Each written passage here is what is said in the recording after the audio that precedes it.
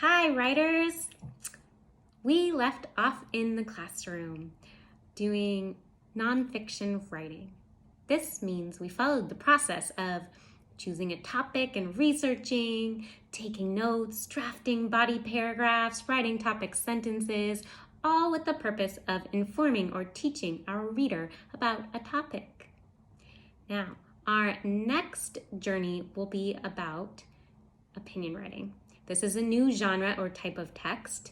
It's different because instead of informing our reader, we're actually going to work to convince or persuade our reader to believe the way we believe. And that's why it's called opinion writing.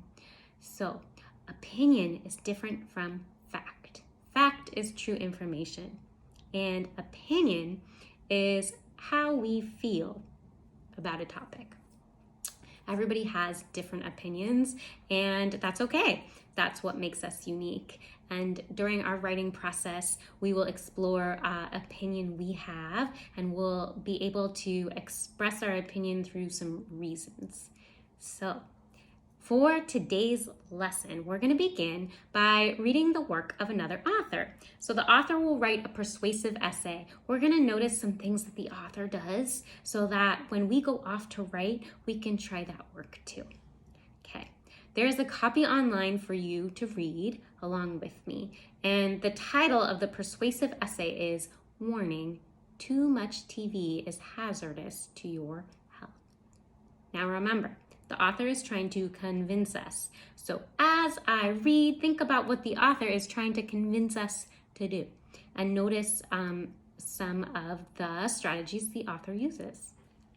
Okay, I'll read the introduction first. It goes like this.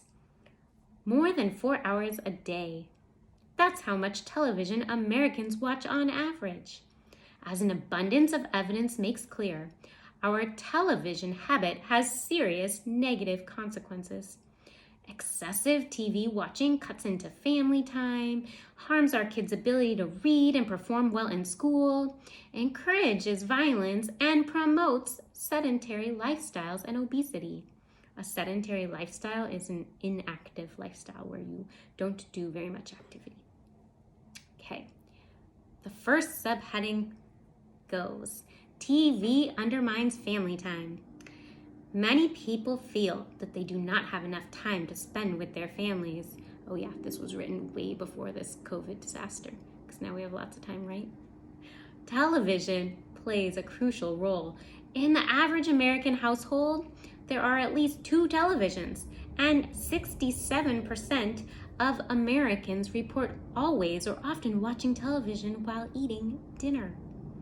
Families who watch little or no television often find that they have more time to spend with one another. The next subheading reads, TV harms reading and academic performance. Excessive television watching harms reading skills.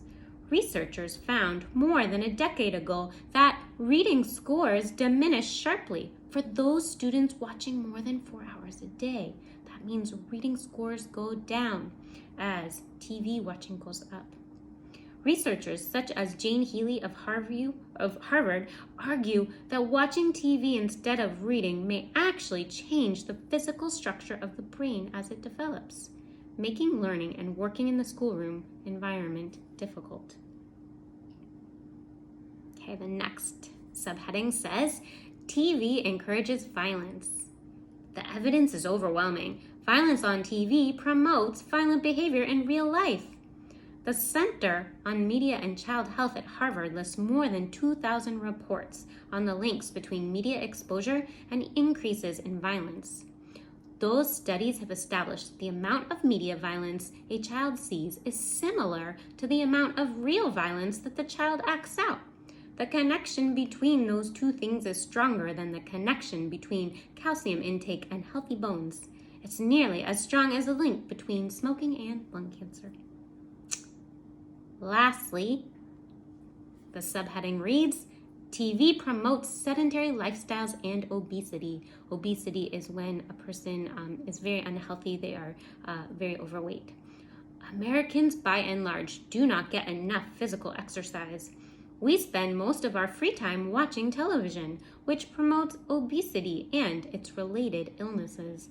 According to Dr. William Dietz at the Centers for Disease Control, the easiest way to reduce inactivity is to turn off the TV set. Almost anything else uses more energy than watching TV. Okay, now that I read the persuasive essay, I want you to think in your private mind, what is the author trying to convince us to believe? And how do you know? Well, this one should be easy. You can say the author is trying to convince us to, if you said stop watching television or that television is harmful, then I agree with your thinking. Okay, how do we know that? Well, I'm using the subheadings to help me, but the author seems to list some reasons why TV is so harmful. The author will say, okay, it takes away from family time. Okay, we'll list them. It takes away from family time. Oh, it harms your reading performance. Ooh, it encourages violence. And also, TV makes you really inactive. Okay, that's how I know that the author is trying to convince me. The author is using lots of reasons. And in fact, they have some evidence in there too. They use words like researchers say, reports explain, okay? So the author has an opinion, has reasons, and evidence. Now, I want to teach you that the author uses a really important strategy. In the introduction of the essay, the author clearly states their opinion. So the author is going to clearly say, this is how I feel. I'm going to read that sentence for you. It goes like this. Our television habit has serious negative consequences. If you're following with me, you can underline or highlight that. That is the sentence where the author is saying, this is how I feel, that TV has negative consequences. Now, the author is going to do that so that they can say, hey, this is what I believe. Now listen to why I believe it.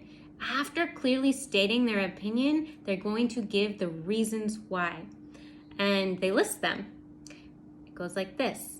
Excessive TV watching cuts into family time, harms reading performance, encourages violence, and promotes inactive lifestyle.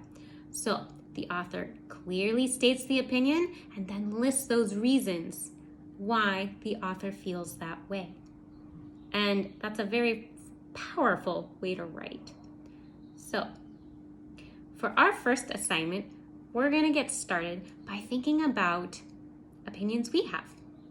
And it could be on anything. I know for me, if I think about something that is a big part of my life that would be easy to write about, I might choose yoga. You guys know how much I love yoga, and lately I've been practicing every day. So now, yoga is a practice where you move your body and you focus your mind. That's a fact. But what is my opinion on this? What is my feeling on this? Well, of course, you know my feeling is going to be very good. So today in my journal, I might start by writing, I could say yoga benefits your mind and body. That's my opinion. To benefit means that it's a good thing. So I took a topic and I formed my opinion. I'm going to say it's good. Yoga benefits your mind and body. And then as I continue to write, I might start to list some reasons why yoga benefits your mind and body. And I might start with something simple. One reason yoga benefits your body is because during the practice you move in ways that you don't move every day. And you strengthen your muscles and stretch your body. So it helps you to be healthy. That's one reason. Another reason why yoga is beneficial for your health is because it helps you to focus on your mind. Instead of having your mind jump around about the crazy things that happen in your day, you have to focus and be present in the moment. And this benefits your brain, right? This makes your brain healthy. So in your writing today, I want you to try that out, where you think about a topic, create your opinion, list some reasons. It'll be fun for us to post those and see what everyone has to say. Until next time, bye.